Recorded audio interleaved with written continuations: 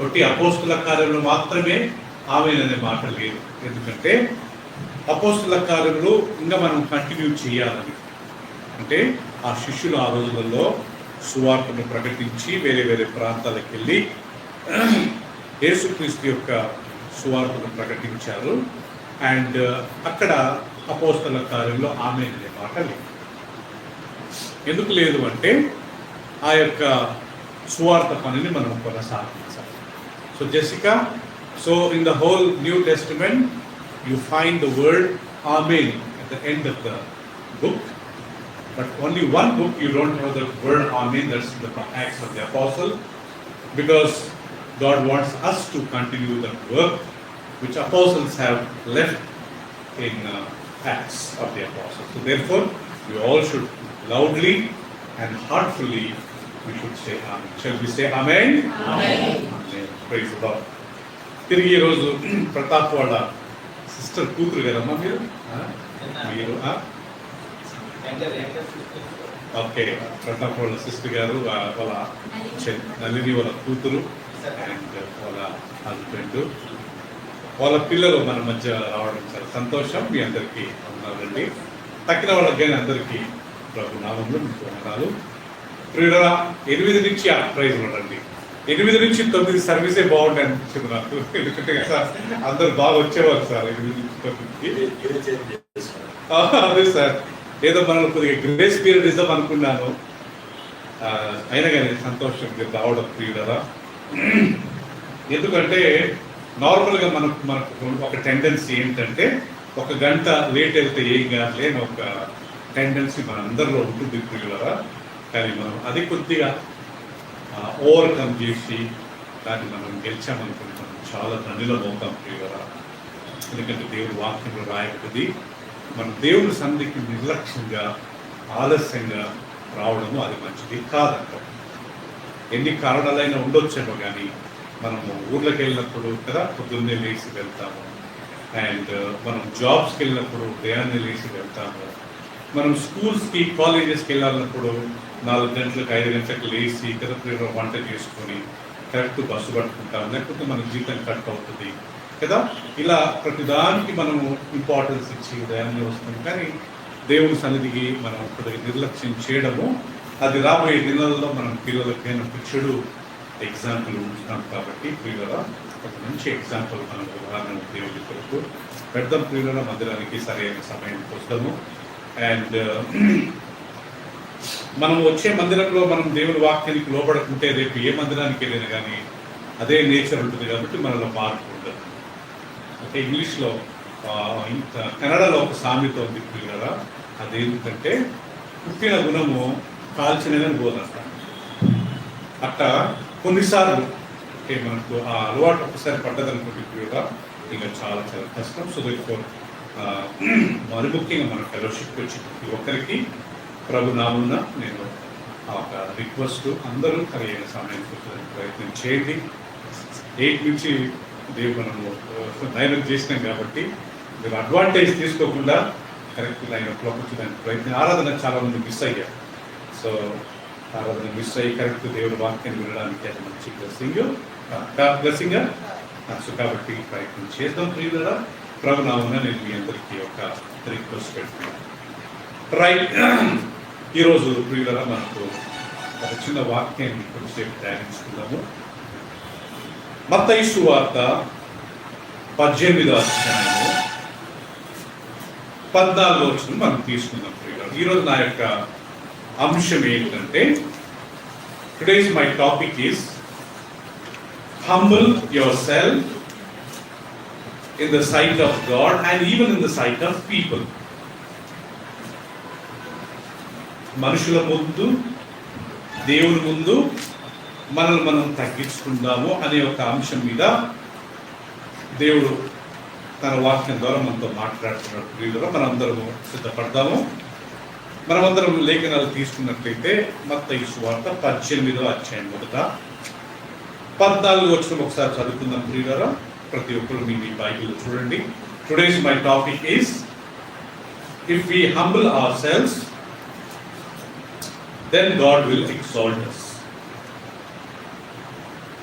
యేసు ప్రభు ఇక్కడ చెప్పిన మాట ఏమంటాడంటే ప్రియులరా, అలాగుననే ఈ చిన్న వారిలో ఒక్కడైనను నశించుట పరలోకమందున మీ తండ్రి చిత్తము కాదు. మళ్ళా చదువుతాను ప్రియులరా, చూడండి. అలాగుననే ఈ చిన్న వారిలో ఒక్కడైనను నశించుట పరలోకమందున మీ తండ్రి చిత్తము కాదు. ఇక్కడ యేసుక్రీస్తు తన శిష్యులను కూర్చి చెప్పిన మాట ఏంటంటే ప్రియులరా, ఇక్కడ చిన్నవారు అంటే బేబీ చిన్నపిల్లలుగానే ఉండొచ్చు ప్రియులరా, అండ్ అడల్ట్స్ అయ్యి మనం ఉండొచ్చు, పెద్దవాళ్ళగా ఉండొచ్చు. ప్రతి ఒక్కరిని యేసుక్రీస్తు మనసులో పెట్టుకుని ఆయన చెప్పిన మాట ఏంటంటే, ఎవరే కానీ నశించడము నాకు ఇష్టం లేదు, పరలోకమున్న తండ్రికి కానీ ఇష్టం లేదు. మన పిల్లలే కాదు, మనమే కాదు, మన వృద్ధులే కాదు, ఎవరే కావచ్చు, దేవుడి దృష్టిలో చిన్నపిల్లలు మాత్రం నశించకూడదు, పెద్దోళ్ళు నశించాలని యేసుప్రభు అనుకుంటాడా? అలా బోధిస్తాడా? లేదు. ఇక్కడ చిన్నపిల్లలు పెద్దలు అందరు ప్రియులరా, యేసుక్రీస్తు వాళ్ళందరినీ మనసులో పెట్టుకొని ఆయన చెప్పిన మాట ఏంటంటే, మనమందరము ఎవరు నశించకూడదు, మనమందరము రేపు దేవుని రాజ్యంలో ప్రవేశించాలి. రేపు యేసు ప్రభు రాకడకు ముందు, లేకపోతే ప్రభు మనల్ని పిలిచినా, ఆయన వచ్చినా, మనము రేపు దేవుని దగ్గరికి వెళ్ళినప్పుడు పదా నమ్మకమైన మంచి దాసుడా అని మనము దేవుని ద్వారా పిలిపింపబడాలి. లేకపోతే మనం ఇన్ని సంవత్సరాలు చేసిందంతా వ్యర్థమవుతుంది. ఒక సామెత ఏముందంటే, మనం చేసిందంతా వ్యర్థం కాకూడదంటే మనం అయినంత వరకు దేవుని వాక్యానికి లోబడి మనం తగ్గించుకుంటే ఆదా ఆశీర్వాదం ఉంటుంది. కాబట్టి మొదటిది గుర్తుపెట్టుకోవాలా, మనం నశించడము దేవుని చిత్తము కాదు, అందరూ నిత్య జీవం పొందాలనేదే ఈ దేవుని యొక్క చిత్తం. అందుకే యేసుక్రీస్తు ఈ లోకానికి వచ్చాడు. ఆయన మనందరి కొరకు వచ్చి ప్రాణాన్ని ఇచ్చి కదా ప్రియులరా, శిలువలో చనిపోయే రక్తాన్ని చిందించి పాల్పెట్టబడి మూడో దినం ఆయన తీర్చాడు. సో ఈరోజు ఈ యొక్క వాక్యాన్ని గుర్తుపెట్టుకొని మనం తగ్గించుకోవాలి. ఏ విషయంలో తగ్గించుకోవాలా, అండ్ కొంతమంది దేవుని సేవలు ఏ రకంగా తగ్గించుకున్నారు, ఆ విషయం కొద్దిసేపు ధ్యానించుకుందాం ప్రియులరా. మత్తయి సువార్త 23వ అధ్యాయం మొదటి తీసుకుందాం. ఈ మాట కనీసం మనకు ఒక 3-4 సార్లు బైబిల్లో వస్తుందండి. యేసుక్రీస్తు చెప్పిన మాట మత్తయి సువార్త 23వ అధ్యాయము అండ్ 12వ వచనంలో యేసుక్రీస్తు ఈ మాట అంటాడు ప్రియులరా. 23:12. Jesus said this word in Matthew's Gospel chapter 23 verse 13. Okay, అయ్యో వేషధారులైన శాస్త్రులారా, పరిసయ్యులారా, మీరు మనుషుల ఎదుట పరలోక రాజ్యమును, క్షమించండి 12వ వచనం అండి, నన్ను క్షమించండి. తను తాను తగ్గించుకుని వాడు, హెచ్చించుకుని వాడు ఏమంటాడంట, తగ్గించబడును. తను తాను తగ్గించుకుని వాడు హెచ్చింపబడు. ఇక్కడ ఎందుకు యేసు ప్రభు ఈ మాట అన్నాడు? Jesus said, he who humbles himself will be exalted and he who exalts himself will be humbled. యేసు ప్రభు ఎందుకు ఈ మాట అన్నాడంటే ప్రియులరా, ఈ పరిసయ్యులు శాస్త్రుల గురించి మాట్లాడుతూ ఆయన ఈ మాట అంటాడండి. మొదటి వచనం చూడండి. అప్పుడు యేసు జనసమూహములతో తన శిష్యులతో ఇట్లా, నేను శాస్త్రులను పరిసయ్యులను మోషే పీఠం ముందు కూర్చుండువారు గనుక వారు మీతో చెప్పిన వాటినన్నింటినీ అనుసరించి గైకొనుడి, అయినను వారి క్రియల చొప్పున మీరు చేయకుడి. వారు చెప్పుదరే గాని ఏం చేస్తారంట, చెయ్యరు. మోయ శక్యము కాని భారమైన బరువులు కట్టి మనుషుల భుజం మీద వారు పెట్టుదురే గాని తన వేలుతోనైనను వాటిని కదిలింపగలరు. మనుషులకు కనబడ నిమిత్తము తమ పనులన్నీ చేయుదురు. తమ రక్ష రేకులు వెడల్పుగాను తమ చెంగులు పెద్దవిగాను చేయుదురు. విందులలో అగ్రస్థానములను, సమాజ మందిరములలో అగ్రపీఠములను, సంత వీధులలో వందనములను మనుషుల చేత బోధకులని పిలువబడుటయు కోరుదురు. మీరైతే బోధకులని పిలువబడవద్దు, ఒక్కడే మీ బోధకుడు. మీరందరూ చెప్పండి, ఎవరంట ప్రియులరా? సహోదరులు. మరియు భూమి మీద ఎవరికైనాను తండ్రి అని పేరు పెట్టవద్దు, ఒక్కడే మీ తండ్రి. ఆయన ఎక్కడ ఉన్నాడంట? పరలోకమందు ఉన్నాడు. మరియు మీరు గురువులని పిలువబడవద్దు, క్రీస్తు ఒక్కడే మీ గురువు. దాని తర్వాత అంటాడు ఆ మాట, మీరు అందరికంటే గొప్పవాడు మీకు పరిచారకుడై ఉండవలను, తన్ను తాను హెచ్చించుకునేవాడు తగ్గింపబడును, తన్ను తాను తగ్గించుకునేవాడు హెచ్చించబడును. సో యేసుక్రీస్తు ఇక్కడ ప్రియులరా పరిచయుల గురించి, శాస్త్రుల గురించి, ధర్మోపదేశకుల గురించి ఈ మాట చెప్పాడు. యేసుక్రీస్తు కాలంలో యేసు ప్రభు వ్యభిచారం చేసిన స్త్రీని ఏమనలేదు ప్రియురామా, ఇంకా పాపం చేయొద్దు అని ఆమెను క్షమించి పంపించాడు.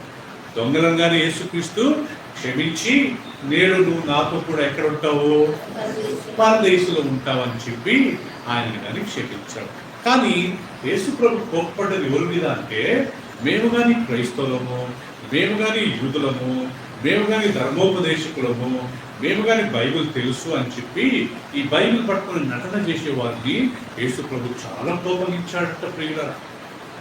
ఆయన కొన్నిసార్లు అదే అధ్యాయంలో మనం గమనిస్తే, సున్నం కొట్టిన సమాధులారా అంటాడు వాళ్ళని చూసి, సర్ప సంతానమా అంటాడు, అంద భక్తులారా, లేకపోతే మీరు గుడ్డిగా ఉన్నారు, మీరు మాత్రమే గుంతలు పడడం కాదు, వేరొకరిని కానీ మీరు గుంతలో పడేస్తున్నారు, మీరు పరలోక రాజ్యానికి చేరరు, మీతో పాటు మిమ్మల్ని వెంబడించే వారికి కానీ మీరు పరలోక ద్వారాన్ని మీరు మూసివేసి. వాళ్ళ గురించి యేసుక్రీస్తు చాలా అంటే చాలా కఠినమైన మాటలు మాట్లాడాడు.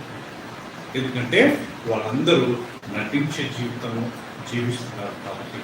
దేవునికి ఇష్టం లేని వాళ్ళు ఎవరంట ప్రియులారా, నటన జీవితం చేసేవారు అనేది ఈ వాక్యం ద్వారా నేర్చుకుంటాం. ఈ యొక్క పరిచయ శాస్త్రులు ఏం చేస్తారంట, వాళ్ళు వేరేటోళ్ళని బోధిస్తారంట, కానీ వారు మాత్రము చేయరు కదా ప్రియులారా. దాంట్లో నేరుగా రావచ్చేమో ప్రియులారా. సో నేను చేయలేదనుకోండి, నేరుగా ఎవరు అవుతానంట, పరిచయులు కదా ప్రియులారా.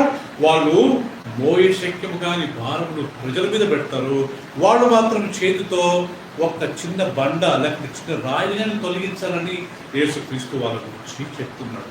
అంతేకాకుండా సంత వీధులలో వందనాలు కోరుతారంటే, వీళ్ళు ఒకవేళ రోడ్డు మీద పోయారనుకోండి, వీళ్ళు ఎవరికి విజ్ చేయరు, అందరూ వీళ్ళకే విజ్ చేయాలి, ఏమని వందనాలండి, ప్రైజ్ లార్డ్, ప్రైజ్ లార్డ్. అంతేకాకుండా విందులలో అగ్రస్థానం, విందులలో అగ్రస్థానం అంటే లంచ్ లేకపోతే డిన్నర్ ఉన్నప్పుడు వీళ్ళకి ఏం చేయాలా, సపరేట్గా చైర్ వేయాలా, సపరేట్గా టేబుల్ వేయాలా, వాళ్ళకి సపరేట్గా కూల్ వాటర్ పెట్టాలా కదా ప్రియులారా. అంటే ఇది దాని అర్థం ప్రియులారా. అంతేకాకుండా వాళ్ళు ప్రియులారా వాళ్ళ రక్ష రేకులు అంటే నార్మల్గా ఆ రోజులలో కొంతమంది ఆ తెల్లని గౌన్ వేసేవారు.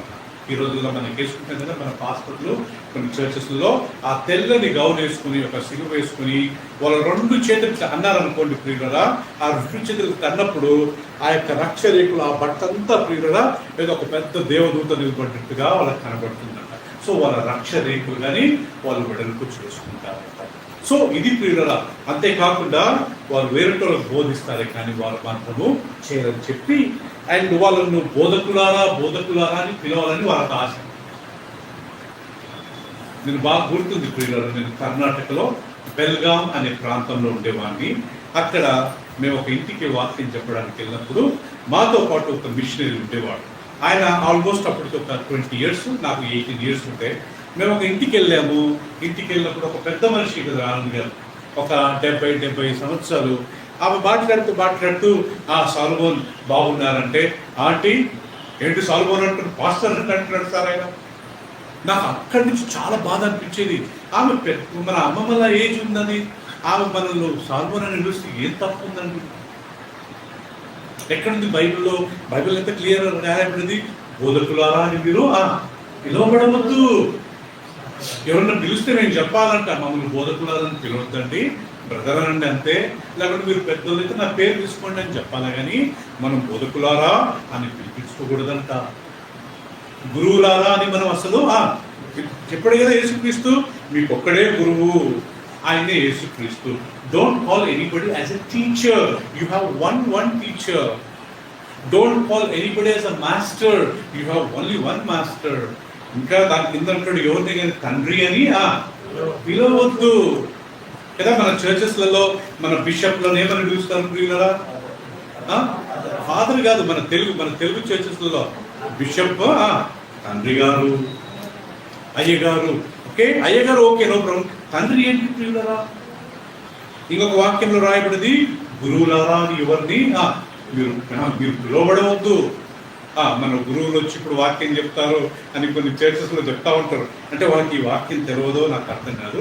సో ఇది యేసుక్రీస్తు పరిచయాల గురించి మాట్లాడుతూ వాళ్ళు బోధకులారా అని పిలిపించుకుంటారంట, వాళ్ళు ప్రియులరా గురువులారా అని పిలిపించుకుంటారంట, తండ్రి అని పిలిపించుకుంటారంట. యేసు ప్రభు మనకు చెప్తున్నాడు, మీరు మాత్రం ఎవరిని కానీ అలా పిలిపించుకోవద్దు, మీ పేరు ఏముందో అలాగే పెట్టుకోండి. నాకు ఈ సత్యం ప్రియులరా చాలా సంవత్సరాల క్రితం, మేబీ నేను ప్రభువు నమ్ముకున్న కొత్తలో, నేను సేవకు వచ్చిన కొత్తలో, నేను ఒక బ్రదర్ మినిస్ట్రీకి వెళ్ళినప్పుడు ఆయన మాట్లాడుతూ ఈ వాక్యం చెప్పాడు, ఎప్పుడే కానీ పాస్టరు, రెవరెండు, డాక్టరు అని పిలిపించుకోవద్దు, దానివల్ల మనకు వచ్చే లాభం ఏంటి, ఒక రకమైన గర్వం వస్తుందంట.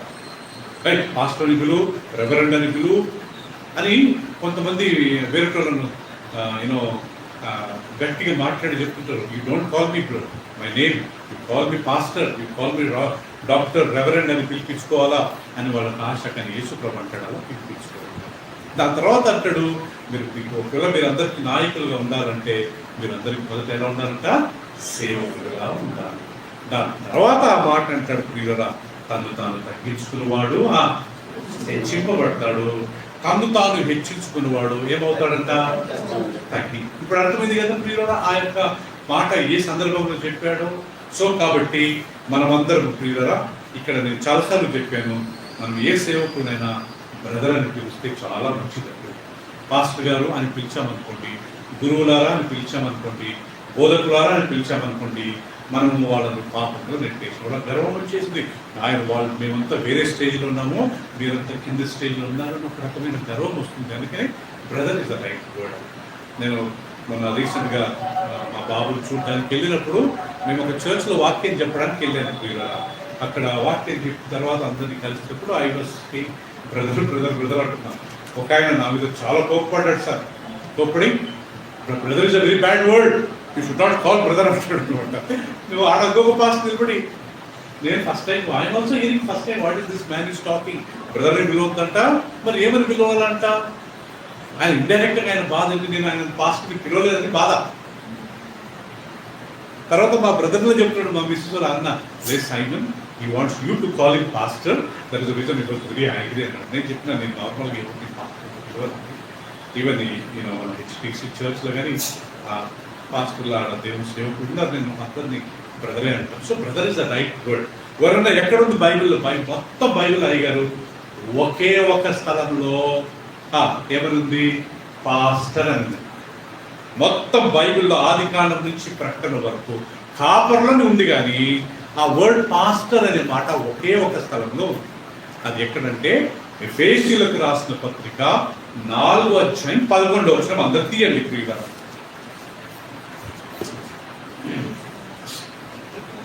ఎఫెసీయులకు రాసిన పత్రిక,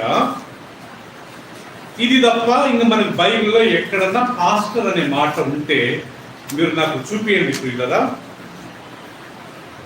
ఎక్కడ కానీ లేదు నాకు తెలిసి. ఎఫెసీయులకు రాసిన పత్రిక 4వ అధ్యాయము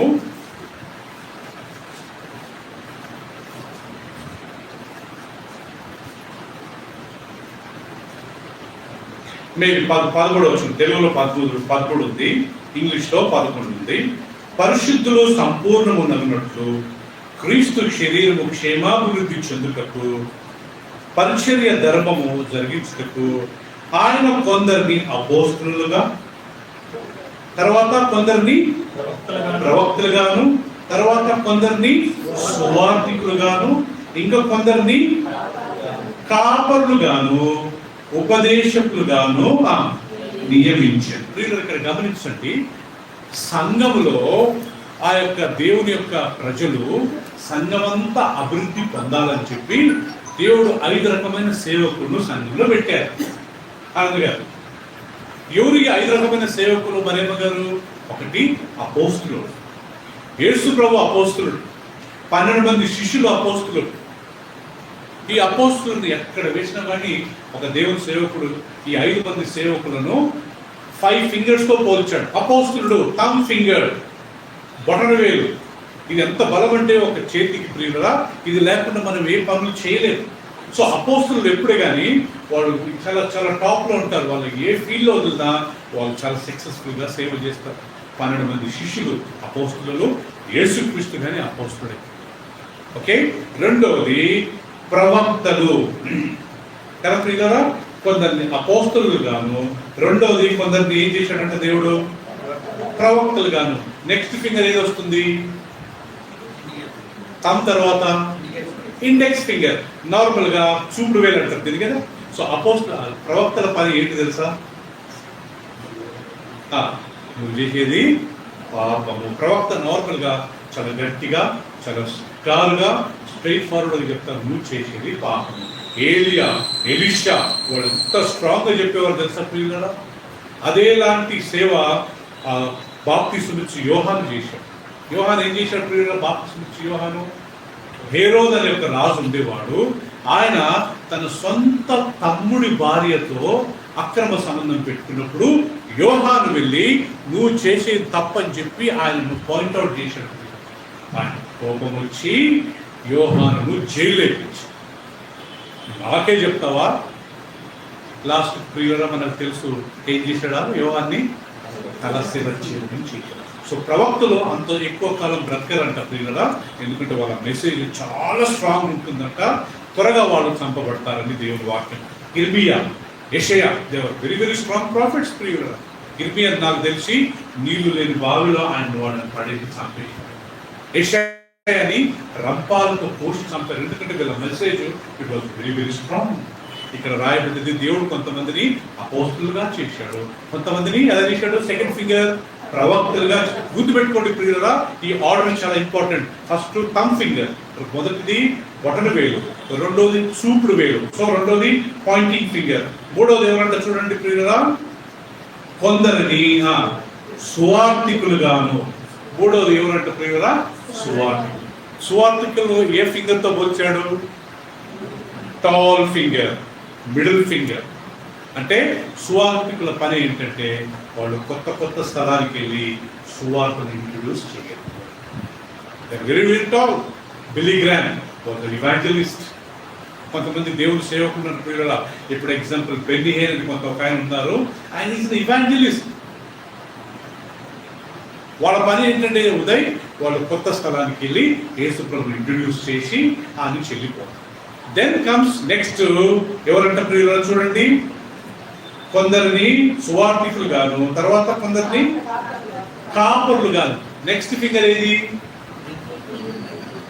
రింగ్ ఫింగర్, అంతే కదా, వెడ్డింగ్ ఫింగర్ అంటారు దాన్ని. అంటే కాపరి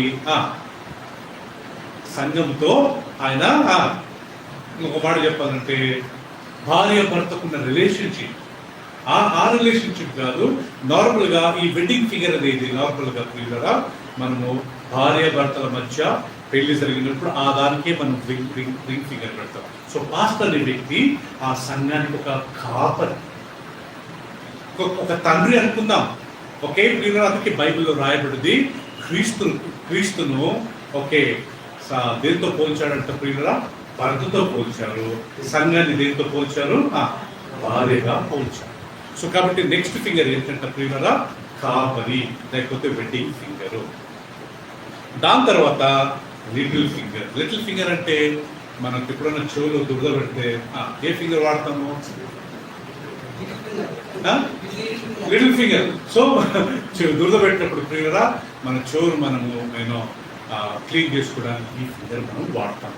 అదే రకంగా ఈ బోధకులు చివరికి ఎవరంటే ప్రియులరా, వీళ్ళు బోధకులు సంఘంలో సరైన టీచింగ్స్ వాళ్ళు మనకు నేర్పిస్తారు. రైట్. ఇప్పుడు ఇది తప్ప బైబిల్లో ఎక్కడైనా పాస్టర్ అనే మాట నేను చాలాసార్లు వెతికాను కదా. ఈవెన్ ఇంగ్లీష్లో Jessica, can you read chapter 4 verse 11 little loudly? Ephesians 4:11. He gave some to be apostles, and some prophets, some evangelists, and some pastors. ఇది ఒక సర్కుల్ ఉందండి. Some pastors, afterwards I'm teacher. So ప్రియులారా, ఇది తప్ప మనం బైబిల్లో మొత్తం ఎక్కడెక్కిన షెపర్డ్ అనే మాట ఉంది, కాపర్ అనే మాట ఉంది, కానీ పాస్టర్ అనే మాట. ఇప్పుడు ఎవరన్నా అన్నారనుకోండి, నన్ను పాస్టర్ని పిలవమని, ఎక్కడ ఉందని అడగా. తెలుగులో అయితే అసలు మనకు కనపడదు పాస్టర్ అనే మాట. తెలుగులో ఏమని ఉంది? కాపర్ అని ఉంది కదా ప్రియులారా. ఇంగ్లీష్లో వెతికితే పాస్టర్ అనే మాట ఉంది. సో కొంతమంది పాస్టర్ని పిలవనందుకు చాలా కోపపడే పరిస్థితులు ఉన్నాయి. నేను వాళ్ళకి అడుగుతా, వాళ్ళకి చెప్తాను, ప్రియుల వాక్యం ఎక్కడ కానీ పాస్టర్ అనే మాట ఒకే స్థలంలో ఉంది. బ్రదర్ అనే మాట కనీసం ఒక 100 స్థలాలలో ఉంది. ఏం తీసుకుంటాము? ఒకసారి రాయబడ్డది మనం తీసుకుంటామా, లేకుంటే 100 సార్లు రాయబడ్డది తీసుకుంటామా? ఎన్ని యాకోబు పత్రికలో ఒక 10 సార్లు ప్రియులారా, నా ప్రియ సహోదరులారా, నా సహోదరులారా, మీరంతా సహోదరులు, యువర్ ఆల్ బ్రదర్స్. ప్రకటన రాసింది యోహాన్ అంట ప్రియులారా. యోహాను ప్రకటన రాసినప్పుడు ఆయనకి 85 సంవత్సరాల నుంచి 90 సంవత్సరాలు అంటండి. ఆయన అప్పుడు ఏమని రాశాడంట ప్రియులారా? ప్రకటన గ్రంథము 1వ అధ్యాయము 8వ వచనం ప్రియులారా. Revelation chapter 1 verse 8. Maybe verse 9. ఇప్పుడు యోహాను 85 నుంచి 90 సంవత్సరాల వయసు గల వ్యక్తి ఈ మాట రాస్తాడు. మీ సహోదరుడును యేసును బట్టి కలుగు శ్రమలోను రాజ్యములోను సహనములోను పాలివాడనైన యోహానను నేను. ఇంగ్లీష్ లో ఐ జాన్ యువర్ బ్రదర్. అంతేనా ప్రియులారా? ఏమనుంది? I John your 1:8 Jessica.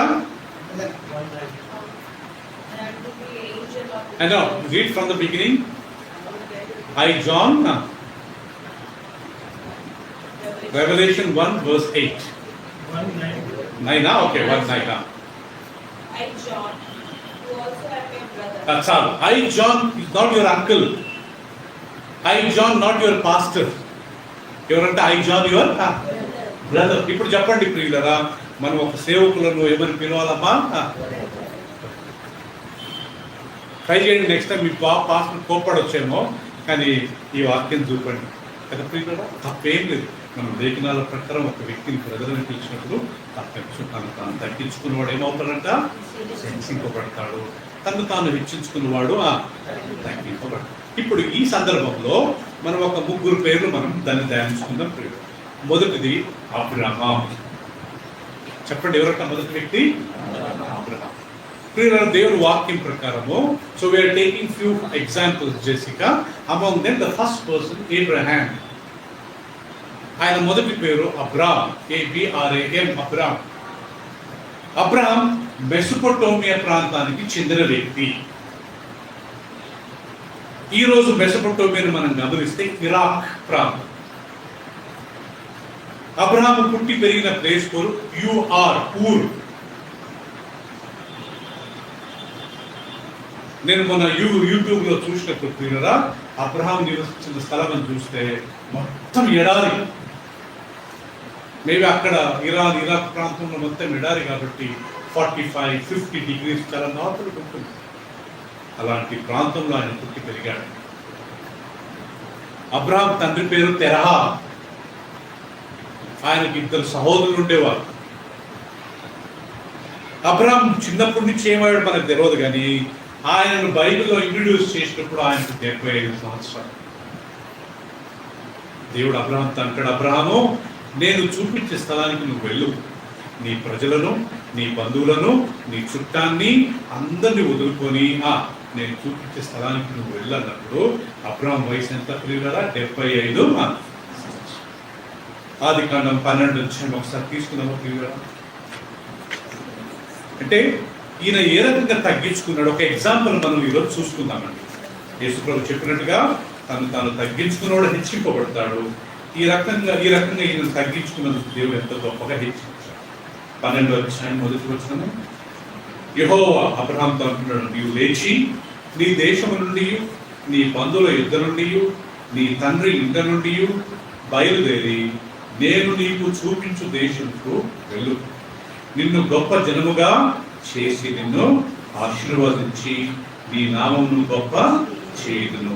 నీవు ఆశీర్వాదముగా నుందుదు. నిన్ను ఆశీర్వదించు వారిని ఆశీర్వదించెదను, నిన్ను దూషించు వారిని శపించెదను. భూమి యొక్క సమస్త వంశములను నీ యందు ఆశీర్వాదింపబడునని అబ్రహాముతో అనగా, యెహోవా అతనితో చెప్పిన ప్రకారము అబ్రహాము వెళ్ళెను. లోతు అతనితో కూడా వెళ్ళెను. అబ్రహాము హారాను నుండి బయలుదేరినప్పుడు 75 ఏళ్ళు కీడు గలవాడు.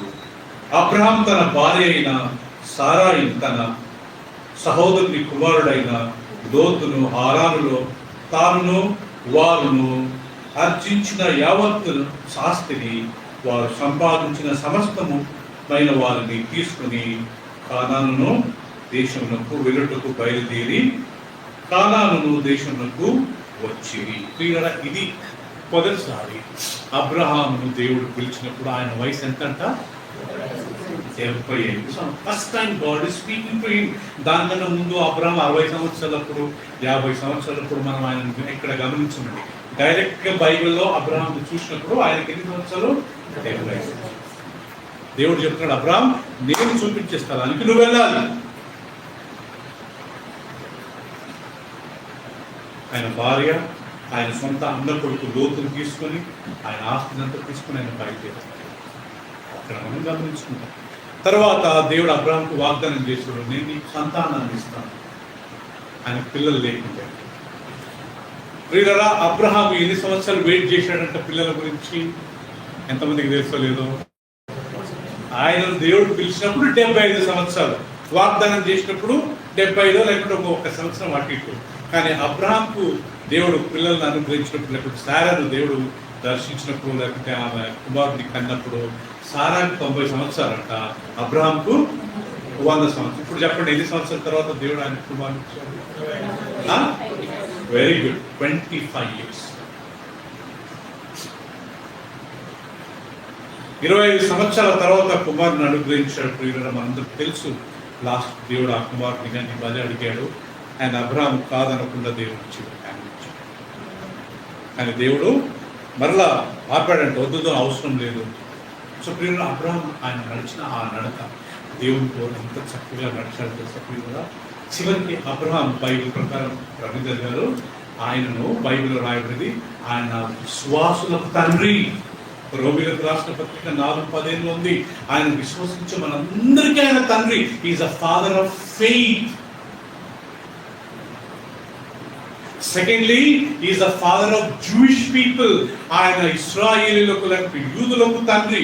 ఎవరి ద్వారా? ఇస్సాకు, యాకోబు ద్వారా. మూడవది, ఆయన ఇష్మాయేలు సంతానానికి, అరబులకు ప్రియులరా ఆయన తండ్రి. చూసారా ప్రియులరా? ఆయన ద్వారా ముస్లింస్ ఆశీర్వదింపబడ్డారు. ఆయన ద్వారా ఇశ్రాయేలు జనాంగం ఆశీర్వదించబడ్డారు. ఆయన ద్వారా క్రైస్తవులు విలువడిన మనము. అందుకే ఇజ్రాయెల్ దేశంలో ఈరోజు అబ్రహాం అంటే ప్రియులరా అందరికి ఇష్టం. అమెరికన్స్ వెళ్తారు, క్రిస్టియన్స్ వెళ్తారు, ముస్లిమ్స్ వెళ్తారు. అబ్రహాం అంటే ముస్లిమ్స్లో ఇబ్రాహిం అంటారు. అబ్రహాం ప్రియులు. So is the father of all believers. Is the father of Israel. Is the father of Ishmael. Arabs మొత్తం ప్రపంచంలో ఉండే ముస్లిమ్స్ అందరికీ తండ్రి ఎవరయ్యా అంటే అబ్రహామే ప్రియులు. నాలుగవది, అబ్రహాంకు ఇంకొక పేరు ఉందండి. అబ్రహాము దేవుని స్నేహితుడు. ఎవరంటే అబ్రహాము దేవుని స్నేహితుడు. మీరు ఎప్పుడన్నా విన్నారా? అబ్రహాము దేవుడు ఈయన నా స్నేహితుడు అని పిలిచాడు ప్రియుల. ఒక 3 వచనాలు ఉన్నాయి, ఒకసారి మనం గమనించుకుందాం. మొదటిది 2వ దీన వృత్తాంతం గ్రంథం, 2nd Chronicles. 1st Kings, 2nd Kings, 1st Chronicles, 2nd Chronicles. ఇక్కడ అబ్రహామును దేవుడు నా స్నేహితుడని పిలిచిన వాక్యాన్ని మనం ఒకసారి గమనించుకున్నాం ప్రియులుగా.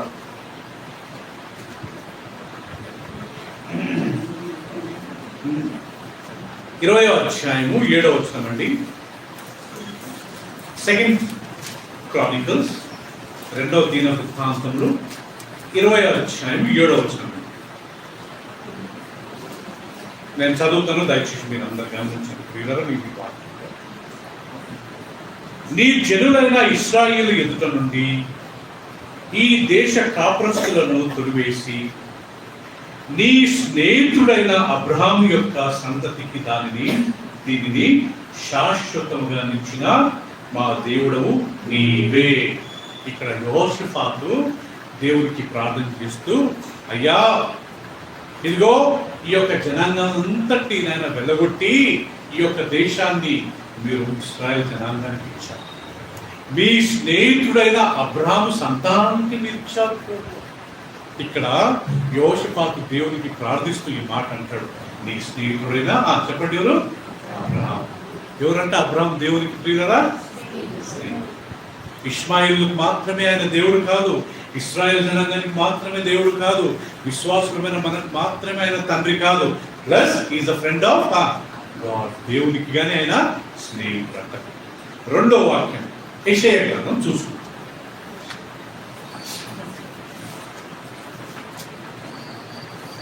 41వ అధ్యాయం. ఇక్కడ కానీ అబ్రహామును దేవుడి స్నేహితుడుగా పిలువబడ్డదండి. 41వ అధ్యాయం 8వ వచనం ప్రియులారా.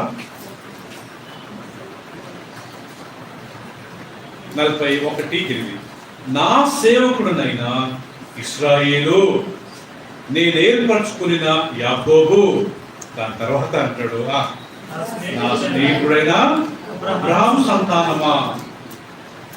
సో ఇక్కడ ఇశ్రాయేలు, యాకోబు ప్లస్ నా స్నేహితుడైన అబ్రహాం.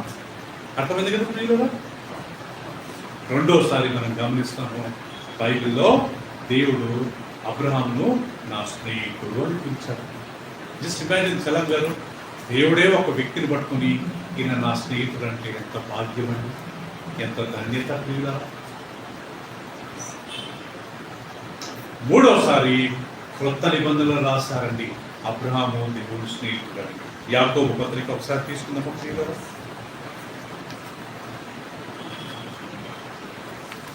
2వ అధ్యాయం. ఈ యాకోబు పత్రిక రాసింది ఎవరంటే యేసుక్రీస్తు సొంత సహోదరుడు. ఆయన రాస్తూ అబ్రహాం గురించి ప్రస్తావన వచ్చినప్పుడు 2వ అధ్యాయం 23వ వచనంలో ఈ మాట అంటాడు ప్రియులారా.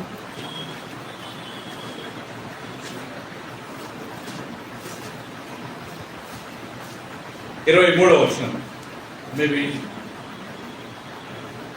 రైట్. 22 నుంచి విశ్వాసము అతని క్రియలతోడు కార్యసిద్ధి కలగచేసినని, క్రియమూలముగా అతని విశ్వాసము సంపూర్ణమైనదని గ్రహిస్తున్నాము కదా. కాబట్టి అబ్రహాము దేవుని నమ్మెను, అది అతనికి నీతిగా ఎంచబడ్డది అని లేఖనము నెరవేర్చబడను. మరియు దేవుని స్నేహితుడని అతనికి పేరు కలిగిన. ఆయన దేవుడిని నమ్మినందుకు అది నీతిగా ఎంచబడ్డదంట. రెండోది, దేవుడు అతన్ని స్నేహితుడుగా పిలిచాడంట. Who is my friend? Abraham is my friend. కదా ప్రియులారా? ఈరోజు అబ్రహాం అంటే ఇజ్రాయెల్ దేశంలో ఇప్పటికి యూదుల మధ్య 2 పేర్లు బాగా మారుతుంటాయి. ఒకటి అబ్రహాము, రెండవది దావీదు. ఇజ్రాయెల్ దేశానికి వెళ్తే ఎక్కడ చూసినా డేవిడ్ స్ట్రీట్. మనం ఎవరో ఇజ్రాయెల్కి వెళ్ళి టూర్కి వెళ్ళినప్పుడు చెప్తుంటారు, ఎక్కడ చూసినా అదే పేరు, డేవిడ్ అబ్రహాం, డేవిడ్ అబ్రహాం. ఎందుకంటే ప్రియులారా, దేవుడు అబ్రహాం ఏమని పిలిచాడు? ఈయన ఎంత చక్కటి భాగ్యం కదా ప్రియులారా. యేసుక్రీస్తు గాని మనల్ని యోహాను సువార్త 10వ అధ్యాయంలో అంటాడు, ప్రియులారా, నేను మీదట మిమ్మల్ని దాసులని పిలువను, మీరు నా స్నేహితుడు. So Jesus calls us as our friends, his friends. God called Abraham as a friend. So ఇది ప్రియులారా అబ్రహాంకున్న పెద్ద గొప్ప పేరు. దేవుడు ఆయన స్నేహితుడుగా చేశాడు. యూదులకు ఆయన తండ్రిగా ఉండిపోయాడు. అరబ్స్, ముస్లిం దేశం అంతటి ఆయనే తండ్రి. క్రైస్తవులైన మనము, విశ్వాసులైన మనకు ఆయన తండ్రి. నాలుగోది, ఆయన దేవుడికి స్నేహితుడు. ఈ అబ్రామ్ ఎంత హంబుల్ అంటే ఎంత తగ్గించుకున్నాడంటే కదా. ఇప్పుడు ఆ పాయింట్ మనం వద్దాం. ఒకరోజు దేవుడు సొదొమ గొమొరను నాశనం చేయాలని ప్లాన్ చేశాడు. Sodom Gomorrah twin cities like Secunderabad, Hyderabad. Sodom గొమొరలో పాపం, స్త్రీలు పురుషులు పాపం చేసుకుంటా ఉంటే దాని యొక్క మొర్ర దేవుని దగ్గరికి వెళ్ళిందంట ప్రియులారా.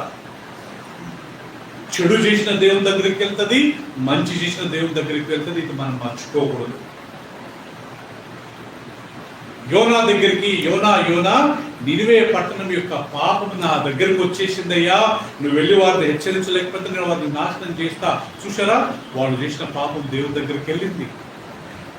సొదొమ గొమొర వాళ్ళు చేసిన పాపం దేవుని దగ్గరికి వెళ్ళింది. దేవుడు చెప్పాడు, నేను నాశనం చేస్తాను.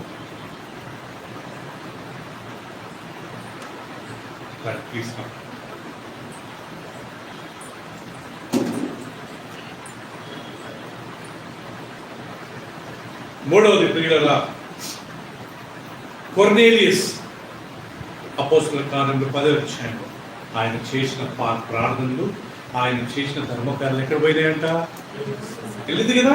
దేవదూత వచ్చి చెప్తున్నాడు, అవును నీకు కొర్నేలియస్, నీ ప్రార్థనలు, నీ దాన ధర్మకార్యములు దేవుని సన్నిధి చేర్చబడ్డాయి జ్ఞాపకార్థముగా. ప్రియులారా, మనం అందరం గుర్తుపెట్టుకుందాము, మనం మంచి చేసిన చెడు చేసిన దేవుని దగ్గరికి వెళ్తాము. అయినంత వరకు ప్రభుని నమ్ముకున్న మనందరం మంచిగా చేద్దాం ప్రియులారా, మంచిగా చేద్దాం. ఎందుకంటే చెడు చేసుకుంటా తప్పించుకోలేదు. మంచి చేస్తే మనకు పరలోక రాజ్యంలో కూడా బాగుంది. సో ఈ సొదొమ గొమొరను దేవుడు నాశనం చేయాలని ప్లాన్ చేశాడు. అప్పుడు దేవుడు వచ్చి ఏం చెప్పాడంట ప్రియులారా అబ్రహాంతో? చూద్దాం ఆ వాక్యం, ఆదికాండం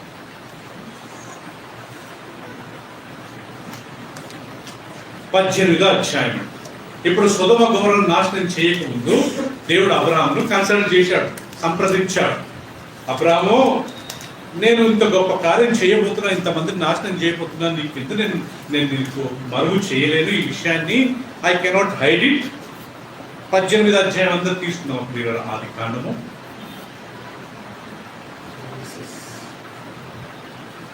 పదిహేడవ వచనము. అప్పుడు యెహోవా, నేను చేయబోయే కార్యము అబ్రహామునకు చెప్పండి, ఇంకా తీయలేదా చాలా మంది? దాచదనా. ఏంటి ఆ కార్యము? సొదొమ గొమొరాన్ని దేవుడు నిప్పు పంపి నాశనం చేయబోతున్నాడండి. అప్పట్లోనే కొన్ని లక్షల మంది ఉండేవారంట సొదొమ గొమొరలో ప్రియులారా. Hyderabad, Secunderabad twin cities. కర్ణాటకలో హుబ్లీ, ధార్వాడ్ అనే ప్లేస్ ఉంది, twin cities. Warangal and Hanamkonda అనుకుంటా కదా, అట్లా ట్విన్ సిటీస్ అంట ప్రియులారా. సో నాశనం చేయకముందు దేవుడు నేను అబ్రహాంతో నేను దాచిదనా.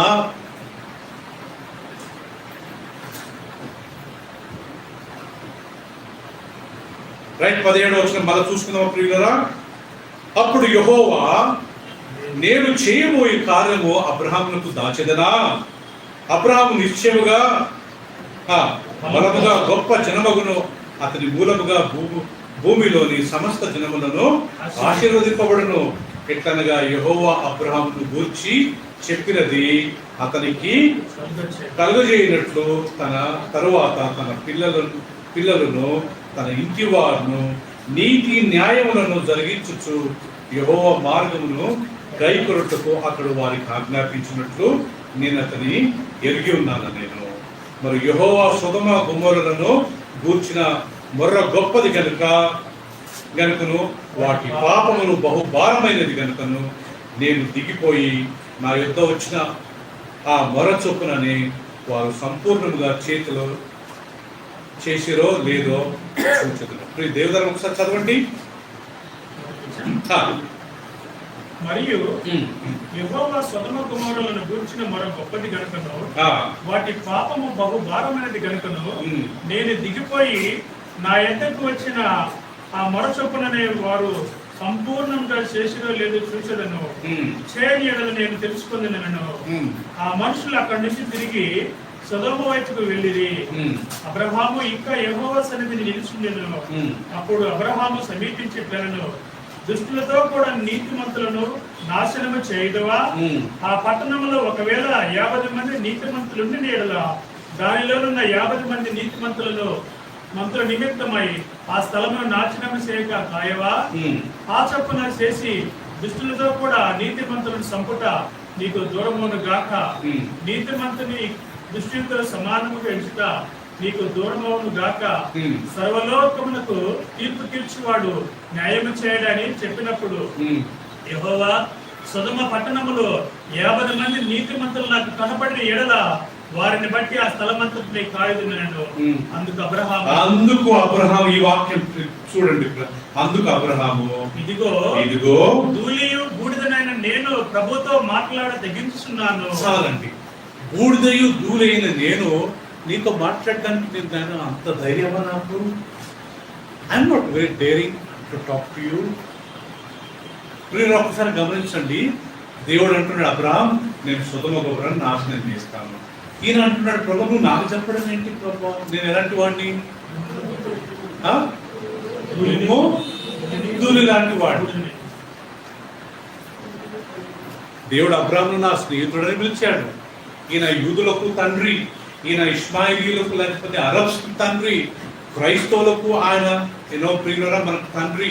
ఇంతమందికి ఆయన తండ్రిగా ఉండి ప్రియులరా దేవుడు పెట్టిన ప్రతి టెస్ట్ లో పాస్ అయిన వ్యక్తితో దేవుడు అంటాడు, ప్రభు అయ్యా నేను ఇది నాశనం చేయకపోతాను. ఈయన అంటాడు, ప్రభు నువ్వు నాకు చెప్పడం ఏంటి ప్రభు? నేను ఎలాంటి వాడినంట?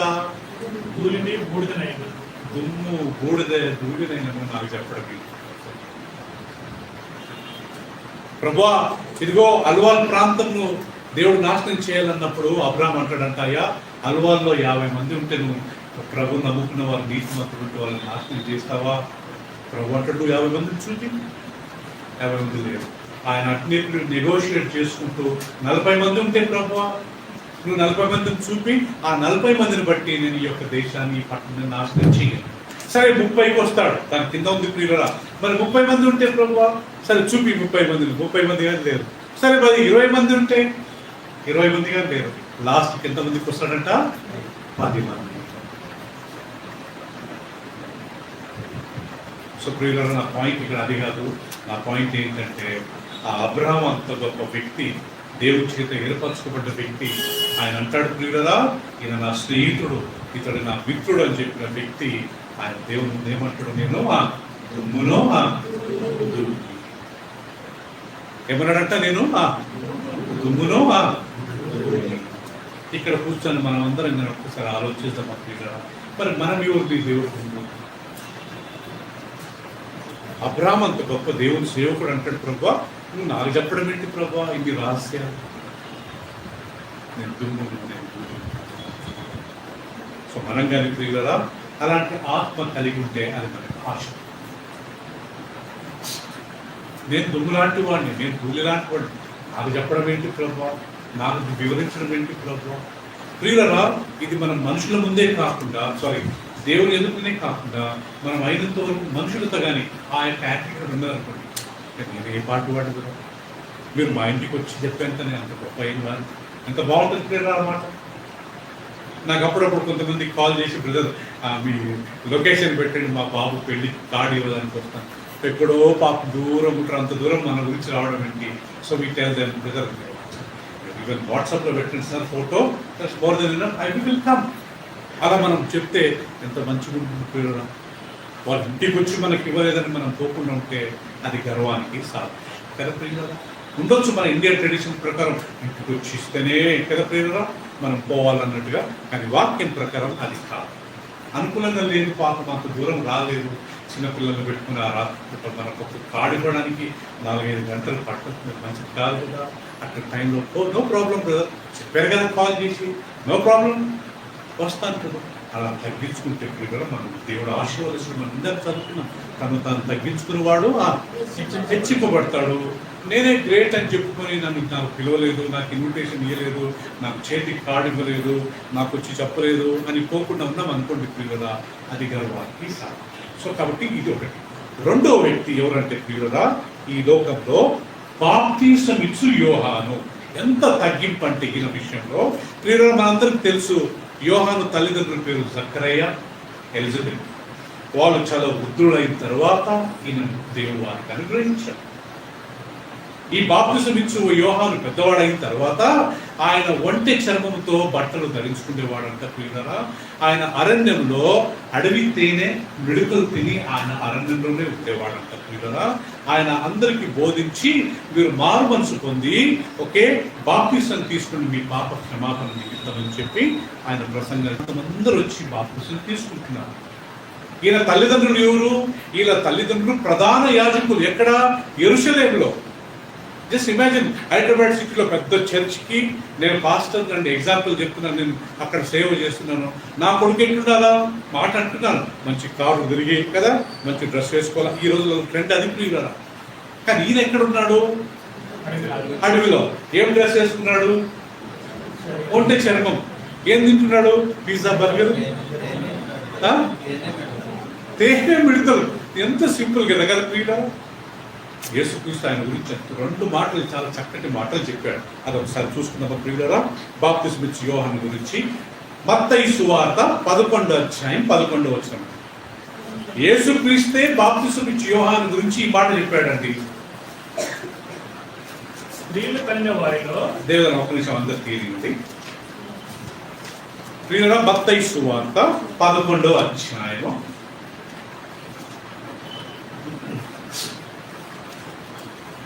11వ అధ్యాయం 11వ వచనం ప్రియులారా. ఇప్పుడు చదవండి లేదా. స్త్రీలు కనిన వారిలో, యేసు ప్రభు చెప్తున్నాడండి బాప్తిసం ఇచ్చు యోహాను గురించి. స్త్రీలు కనిన వారిలో బాప్తిసం ఇచ్చు యోహాను కంటే గొప్పవాడు పుట్టలేదని. చాలండి. ఎవరి గురించి చెప్తున్నాడు? ఎవరు చెప్తున్నారు?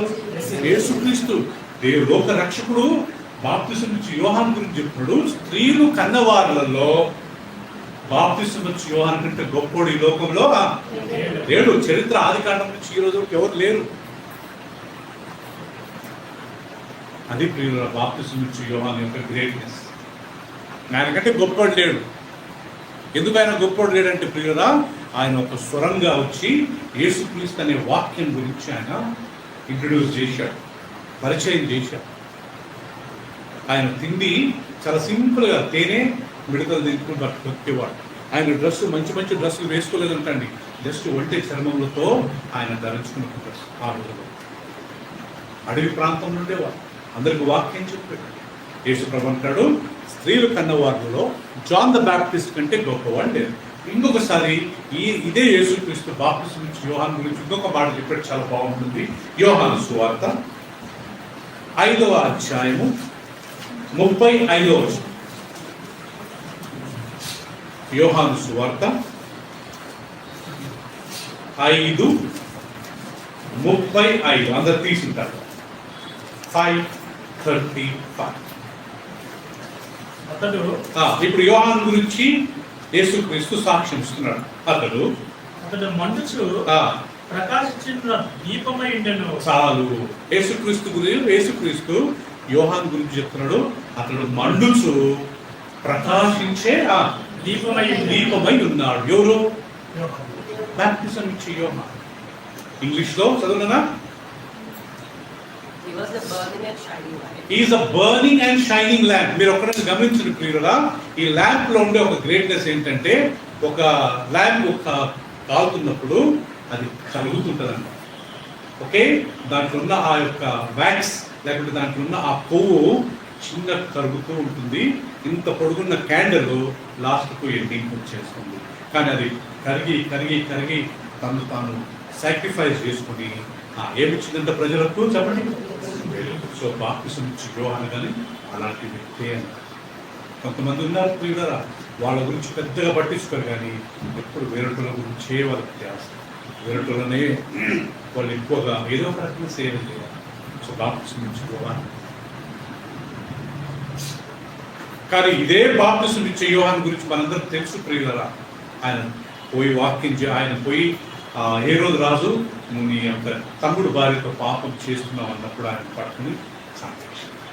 I think John the Baptist died very early age, maybe 30-35 years అనుకుంటారు.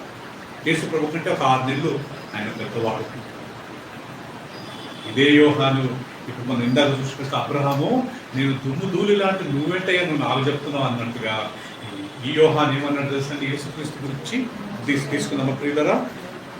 ఎస్, మత్తయి సువార్త 3:11. యేసుక్రీస్తు దగ్గరికి ఆయన దగ్గరికి యేసుక్రీస్తు బాప్తిసం తీసుకోవడానికి వస్తున్నప్పుడు ఆయన ఏమని అన్నాడంట ప్రియులరా? 3వ అధ్యాయము మత్తయి సువార్త 11వ వచనమండి. మారు మనసు నిమిత్తము నేను నీళ్లలో బాప్తిసం ఇచ్చుచున్నాను, అయితే నా వెనుక వచ్చువాడు నాకంటే శక్తివంతుడు. చెప్పండి క్లియర్. తర్వాత ఆయన చెప్పులు మోయుటకైనను నేను పాత్రుడును కాను. మరేమో అర్థమైంది కదా? బాప్తిసం ఇచ్చి యోహాన్ అంటున్నాడు యేసు ప్రభు చెప్పులు విప్పడానికి నేను యోగ్యుణ్ణి కాను. నార్మల్గా మన బాడీలో చాలా లీస్ట్ పార్ట్ అంటారండి, అది కాలు కదా. చెప్పులు ఎక్కడెక్కడో వేసుకొని తిరుగుతుంటాము, ఎక్కడెక్కడో తిరిగి వస్తుంటాము, అందుకే చెప్పులు బయట వేస్తాము కదా. వచ్చిన వెంటనే కాలు గడుపుకుంటాము, ఆ బ్యాక్టీరియా అంతా చనిపోవాలని చెప్పి వచ్చి కాలు గడుపుకుంటాము. ఒక వ్యక్తిని రిక్వెస్ట్ చేయాలంటే నీ కాలు మొక్కుతా కదా ప్రియురా, నీ కాలు మొక్కుతా వాంఛం చాలా కామన్ కదా ప్రియురా. అందుకే దేవదూతలు కానీ 2 కాళ్ళు మూసుకుంటారంట, దేవుడి సన్నిధిలో కాలు చూపారంట. అందుకే దేవుడు మోషతో ఒక మాట మోషను నిలబెట్టే స్థలము ఏంటిది? పరిశుద్ధ స్థలం. నీ చెప్పులు అక్కడ విడిచిపెట్టు.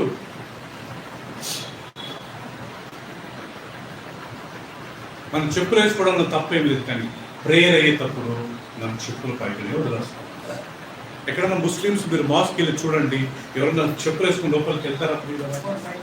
ఎప్పుడన్నా మనం అందరం చాలా మంది హిందూ బ్యాక్గ్రౌండ్ నుంచి వచ్చాం, టెంపుల్స్కి ఎవరైనా వేసుకుంటారు చెప్పులు, కానీ మన చర్చెస్లో వేసుకుంటారు కదండి, వేసుకోకుంటారు. మరి ఏం చేయాలా? బై మిస్టేక్ చెప్పులు వేసుకొని వచ్చామనుకోండి, ఆ చెప్పులు వదిలి ఇప్పుడు రిక్కి వచ్చిండు ఆడ చేసుకొని వచ్చిండు, అప్పుడు ఏం చేయాలా? మనము ఉన్న ప్లేస్లను వదిలి మనం చేయడానికి వాటిని కృషి. మరి ముఖ్యంగా దేవుని సన్నిధి, ఎందుకంటే ప్రియుడా అక్కడ 2-3 కూడి ఉన్నారు కాబట్టి ఎవరున్నారు అక్కడ? ఎంత క్లియర్ ఉంది, ఎక్కడ 2-3 నేను ఆడ మధ్య ఉంటాను, ఆడ వారి మధ్య దేవుడు ఉన్నప్పుడు మనం చెప్పులు వేసుకుంటే అది ఎంత బాగుంటుంది కదా. మోషే నువ్వు నిలబడ్డ స్థలం ఇప్పటివరకు అది పాములు, తేగులు, వర్షం పడి గడ్డి, కానీ నేను ఇప్పుడు ఇక్కడ ఉన్నాను కదా, ఆ స్థలం ఇప్పుడు ఏమైంది? ఇప్పుడు ప్రభురాత్రి బల్ల విషయంలో కానీ మనం గమనించుకుంటాం ప్రియులరా, అది రొట్టె మేము బయట నుంచి ఒక బేకుల నుంచి తెస్తాం, పోయం నుంచి ఆ ద్రాక్షరసం కొనుక్కొని వస్తాం. కానీ ఎప్పుడైతే మనం దాన్ని ప్రేయర్ చేస్తామో అది పరిశుద్ధపరచబడుతుంది. అది దేవుని శరీరముగా ఆ ద్రాక్షరసము యేసుక్రీస్తు.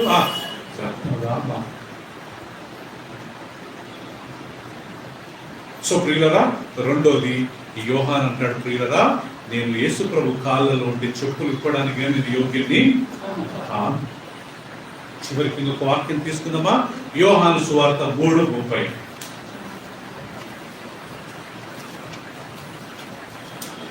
ఇదిగో లోక పాపమును మోసుకొని పోవు దేవుని గొర్రెపిల్ల అని యేసుక్రీస్తుని గురించి చెప్పిన యోహాను.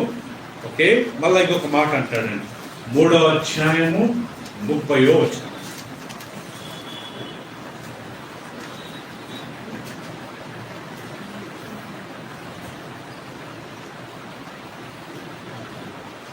అందరు తీసిన తర్వాత నేను చదువుతాను. ఇదే బాప్తిసం ఇచ్చి యోహాను యేసు ప్రభు గురించి అంటాడు, ఆయన హెచ్చవలసి ఉన్నది, నేను తగ్గవలసి. బాప్తిసం ఇచ్చి యోహాను గురించి యోహాను సువార్తలో ఒక వాక్యం ఉంది, దేవుని యొద్ద నుంచి పంపబడిన ఒక మనుషుడు ఉండెను, ఆయన పేరు యోహాను. యోహాను సువార్త మొదటి అధ్యాయం తీయండి ప్రియులరా, 6వ వచనం చూడండి.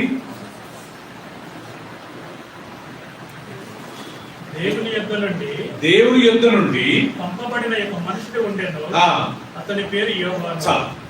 యోహాను ఎక్కడి నుంచి పంపబడ్డాడు సుప్రియ? దేవుని యొద్ద నుంచి, అంతే కదా. యోహానుకి కానీ ఇంపార్టెన్స్ ఉంది కదా. ఈ యోహాన్ అంటాడు, నేను తగ్గవలసి ఉన్నది, ఆయన హెచ్చవలసి ఉన్నది.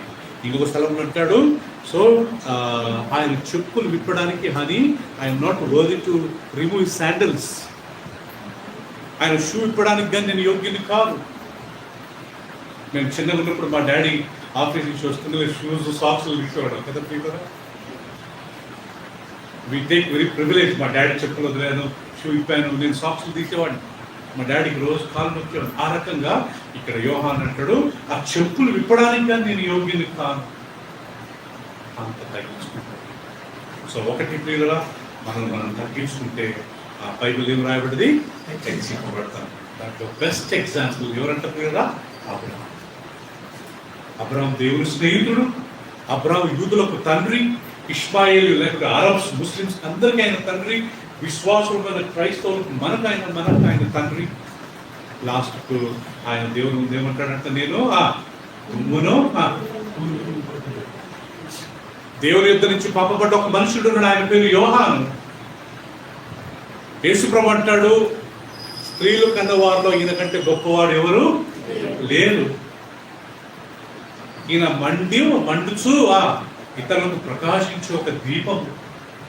లాస్ట్ ఆయన అంటాడు, నేను తగ్గింపబడును గాక, ఆయన హెచ్చింపబడును గాక. రెండోది ప్రియులరా, ఆయన చెప్పులు విప్పడానికి నేను యోగ్యుని కాదు. లాస్ట్ అండ్ ఫైనల్ గా దావీదు గురించి ఒక మాట ధ్యానించుకున్నాం ప్రియులరా. దావీదు ఆయన మనందరికి తెలుసు ప్రియులరా, ఆయన గొర్రెల కాపురిగా ఉంది. చివరికి ఏమైందంటే ఆయన దేవుడు ఆయనను రాజుగా చేసి,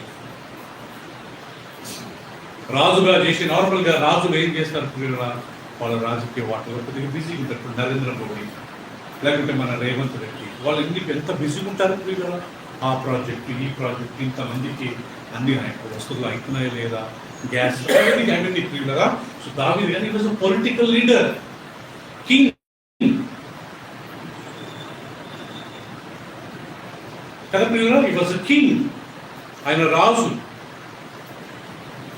దేవుడు బైబిల్లో రాయబడి ఆయన 2 తప్పులు చేశాడండి. ఒక స్త్రీతో పాపం చేసి ఆమె సొంత భర్తను చంపించాడు. అయినా కానీ దేవుడు ఏమని పిలిచాడు దావీదును, నా హృదయానుసారుడు. అంతే కదా. ఎందుకంటే కీర్తనలు 51వ అధ్యాయంలో ఆయన రిపెంట్ అయ్యాడండి. ఒకసారి తీసుకుందామా కీర్తనలు 51వ అధ్యాయంలో ప్రియులరా. Psalms 51. ఏమైనా రిపెంట్ అయ్యాడు చూడండి ఎంత చక్కగా. ఇది చదువుకొని మనం ముగించుకుందాం ప్రియులరా. దేవా, నీ కృప చొప్పున నన్ను కనికరింపుము, నీ కృప చొప్పున నన్ను కనికరించుము, నీ వాత్సల్య బాహుళ్యము చొప్పున నా అతిక్రమములను తుడిచివేయము. ప్రియులరా చూశారా, నా అతిక్రమములను తుడిచివేయము, నా దోషము పోనట్టు నన్ను బాగుగా కడుగుము, నా పాపము పోనట్టు నన్ను పవిత్రపరచుము. నా అతిక్రమములను నాకు తెలిసి ఉన్నవి, నా పాపములు ఎల్లప్పుడూ నా ఎదుట ఉన్నవి. నేను నీకు కేవలము నీకే విరోధంగా నేను పాపము చేసి. ప్రియులరా, దావీదు ఆ స్త్రీతో పాపం చేసి వాళ్ళ భర్తను చంపిన తర్వాత ఆయన రియలైజ్ అయ్యి, కనీసం ఎన్నిసార్లు అంటాడండి, నేను నా పాపములు నా అతిక్రమములు. చూద్దామా ప్రియులరా. ఓకే, 2వ వచనం, నా దోషం పోనట్లు నన్ను బాగుగా కడుగు, నా పాపం పోనట్లు నన్ను పవిత్రపరచుము, నా అతిక్రమములు నాకు తెలిసే ఉన్నవి, నా పాపములు ఎల్లప్పుడూ నా ఎదుట ఉన్నవి. చూసారా, కనీసం 4 సార్లు చరణ్ గారు నేనే ఆ పాపం చేసింది, ఎవరో నన్ను ప్రేరేపిస్తే నేను చేయలేదు. ఆదాము ఎందుకు నువ్వు తిన్నవంటే ఇదిగో ఆ స్త్రీ ఇచ్చిందని ఆయన బ్లేమ్ షిఫ్టింగ్ చేయలేదు. నా పాపములు నేను చేశాను, నాదయ్య తప్పు. సో మనంగా ఎప్పుడన్నా దేవుడి ముందు పాపాలు ఒప్పుకునేటప్పుడు నేను కోపపడ్డాను ప్రభా, నేను ప్రభా అలా తప్పు చేశాను, నేను అలా మాట్లాడకూడదు, అది నా తప్పు అని ఎప్పుడైతే మనం ప్రియులరా రియలైజ్ అయ్యి ఒప్పుకుంటామో దేవుడు మనం బ్లేమ్ చేయాలి. అండ్ 2వది, నేను పాపం చేసింది నీకు విరుద్ధంగా నేను ప్రభు అంత పెద్ద రాజు అయి తాను తగ్గించుకుంటాం కదా ప్రియులరా. సో మనం కానీ మన జీవితంలో గుర్తుపెట్టుకోవాల్సింది మనం ఎప్పుడు తగ్గించుకోవాలి. అదే దానికి ఒక స్థలంలో అంటాడు, అయ్యా నేను నరుని కాదు అని దేవుడిని పురుగుని. I'm not a man, I'm a worm. Abraham said, I am an ash and dust. John the Baptist said, I am not even worthy to loosen his sandals. Let him be exalted, let him be abased. And David says, I'm worm, నేను పురుగును ప్రభు, నేను నరుణ్ణి కాదు. నువ్వు పెద్ద రాజు అయ్యా. ఇప్పుడు ఆ ప్రపంచం అంతట్లో ప్రభు యూదులు ఎక్కడున్న ప్రియులరా, అబ్రహాము దావీదు చాలా ఫేమస్. డేవిడ్ అది యూదు ప్రియుల ఫ్లాగ్ ఉంది, దాని మీద డేవిడ్ స్టార్ ఉంటుంది. ఆ దావీదు నేను పురుగునని. సో ప్రియులరా, ఈరోజు ఈ ముగ్గురిని మనం ఎగ్జాంపుల్గా తీసుకొని మనం బ్రతికినన్ని రోజులు ఒక విశ్వాసం తగ్గించుకొని, ప్రభువా దావీదే అన్నాడు నేను పురుగునని, అబ్రహాం అన్నాడు ప్రభువా నేను దుమ్ము ధూళి లాంటి వాడను, యోహాన్ అన్నాడు నేను చెప్పులు ఇప్పడానికి నేను యోగ్యుల్ని నా జీవితంలో కానీ ప్రభువా నేను తగ్గించుకుంటాను. తాను తగ్గించుకుంటే ఏమవుతారు రవీంద్ర గారు? దేవుడు ఈ కృపను మనందరికీ అనుగ్రహించింది కాక అన్నది కలవలుచుకున్నాము.